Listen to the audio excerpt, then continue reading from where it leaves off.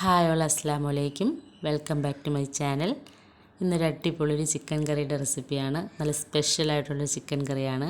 ഇതെന്തായാലും എല്ലാവർക്കും ഇഷ്ടപ്പെടും. കുറച്ച് തിക്കായിട്ട് വരും. ഇപ്പോൾ ചൂടോടെ ഇരിക്കുന്നത് കൊണ്ടാണ്. തണുത്ത് കഴിഞ്ഞാൽ കുറച്ചുകൂടി തിക്കാവും. ഇത് പത്തിരിക്കൊപ്പവും അതുപോലെ തന്നെ ഒട്ടുമിക്ക എല്ലാ ബ്രേക്ക്ഫാസ്റ്റിനും ചോറിനൊപ്പമൊക്കെ കഴിക്കാൻ പറ്റുന്നൊരു കറിയാണ്. ഇത് എങ്ങനെ തയ്യാറാക്കാമെന്ന് നോക്കാം. ഇതിനായിട്ട് ഞാൻ 500 ഗ്രാം ചിക്കൻ കഴുകി വൃത്തിയാക്കി എടുത്തിട്ടുണ്ട്. അതിലോട്ട് 2 ടീസ്പൂൺ മുളക് പൊടി ആഡ് ചെയ്ത് കൊടുത്തിട്ടുണ്ട്. 1.5 ടീസ്പൂൺ പെരിഞ്ജീരകപ്പൊടി, 1/4 ടീസ്പൂൺ മഞ്ഞൾപ്പൊടിയും ആഡ് ചെയ്ത് ആവശ്യത്തിനുള്ള ഉപ്പും കൂടി ചേർത്ത് 1.5 ടേബിൾ സ്പൂൺ അരിപ്പൊടിയും കൂടി ആഡ് ചെയ്ത് കൊടുക്കാം. എല്ലാം കൂടി ചേർത്ത് നന്നായിട്ടൊന്ന് മിക്സ് ചെയ്തെടുക്കാം.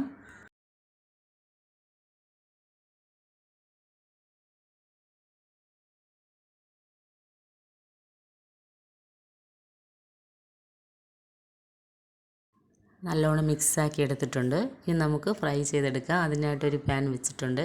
ഇനി ആവശ്യത്തിനുള്ള ഓയിൽ ഒഴിച്ച് കൊടുത്ത് ചിക്കൻ പീസസൊക്കെ ഇതിലോട്ട് ഇട്ട് കൊടുക്കാം.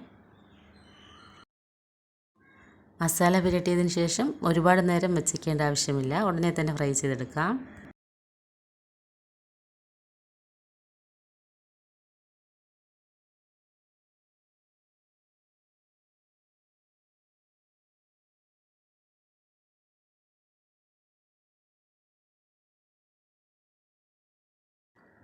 ഒരു ഭാഗം വെന്ത് വന്നിട്ടുണ്ട്. ഇനി ഒന്ന് തിരിച്ചിട്ട് കൊടുക്കാം.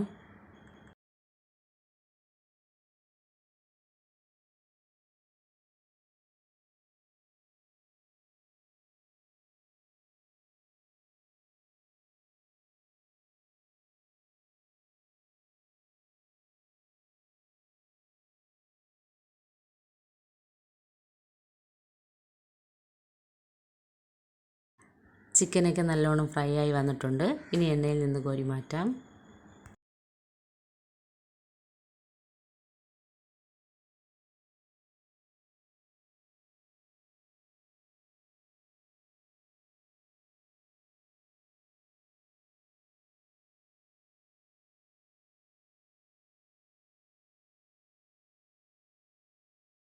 ഇനി ചിക്കൻ കറി തയ്യാറാക്കാനുള്ള പാൻ വെച്ച് കൊടുക്കാം.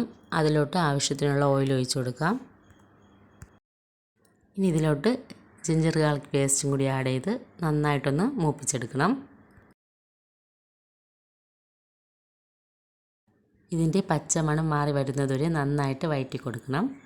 ഇതിലേക്ക് ഇടാനായിട്ട് ഞാൻ 2 മീഡിയം സൈസ് സവോളയും ഒരു 7-8 ചെറിയ ഉള്ളിയും കൂടി കട്ട് ചെയ്ത് വെച്ചിട്ടുണ്ട്. അത് വഴണ്ട് വന്നതിന് ശേഷം അതും കൂടി ഇതിലോട്ട് ആഡ് ചെയ്ത് കൊടുക്കാം. അതൊക്കെ ആഡ് ചെയ്തതിന് ശേഷം നന്നായിട്ടൊന്ന് വഴറ്റി കൊടുക്കണം.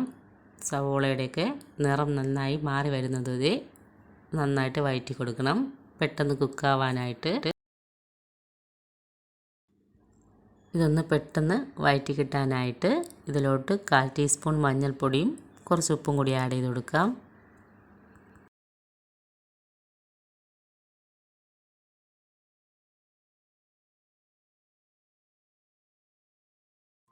ഇനി ഇതിലോട്ട് എരിവിനാവശ്യമുള്ള പച്ചമുളക് കൂടി ആഡ് ചെയ്ത് കൊടുക്കാം.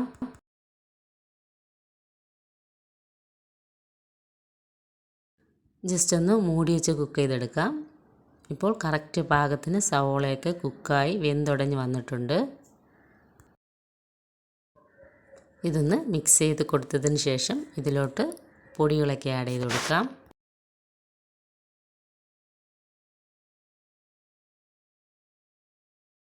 ഇനി ഇതിലോട്ട് 1.5 ടീസ്പൂൺ പെരിഞ്ജീരകപ്പൊടി, 2 ടീസ്പൂൺ മുളക് പൊടി, 1/2 ടീസ്പൂൺ ഗരം മസാലപ്പൊടി, 1 ടീസ്പൂൺ കുരുമുളക് പൊടി, 2 ടേബിൾ സ്പൂൺ മല്ലിപ്പൊടിയും കൂടി ആഡ് ചെയ്ത് കൊടുക്കാം. ഇതും കൂടി ചേർത്തതിന് ശേഷം ഈ പൊടിയുടെയൊക്കെ പച്ചമണം മാറുന്നത് വരെ നന്നായിട്ടൊന്ന് മിക്സ് ചെയ്ത് കൊടുക്കണം. കൈ വിടാതെ ലോ ഫ്ലെയിമിൽ വേണം മിക്സ് ചെയ്ത് കൊടുക്കാൻ, ഇല്ലെങ്കിൽ പെട്ടെന്ന് കരിഞ്ഞു പോകും.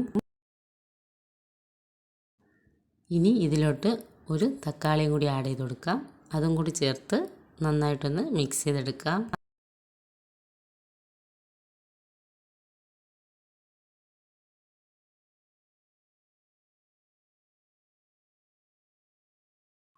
ജസ്റ്റ് ഒന്ന് മൂടി വെച്ചൊന്ന് കുക്ക് ചെയ്തെടുക്കാം.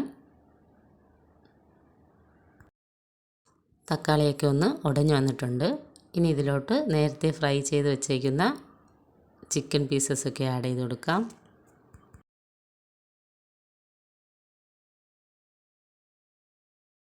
ഇതും കൂടിയിട്ട് നന്നായിട്ട് മിക്സ് ചെയ്തെടുക്കുക ആദ്യം.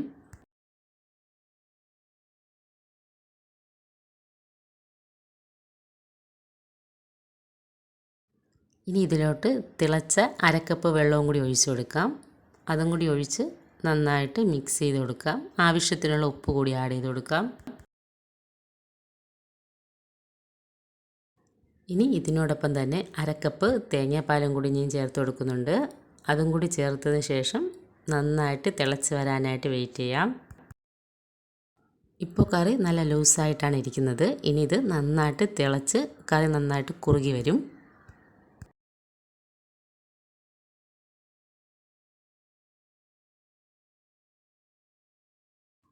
ഇനി കറി മൂടി വെച്ച് നന്നായിട്ട് തിളപ്പിച്ചെടുക്കാം. ഇങ്ങനെ കറി തിളച്ച് നല്ല രീതിയിൽ കുക്കായി വന്നിട്ടുണ്ട്. കറക്റ്റ് പാകത്തിന് കിട്ടിയിട്ടുണ്ട്. ഇത്രയും മതി. ഇനി ഇതിലോട്ട് മല്ലിയില ഇട്ട് കൊടുക്കാം. ഫ്ലെയിം ഓഫ് ചെയ്തെടുക്കാം. നല്ലൊരു അടിപൊളി കറിയാണിത്. ഈ കറി തണുക്കും തോറും കുറച്ചുകൂടി തിക്കായി കൊണ്ടിരിക്കും.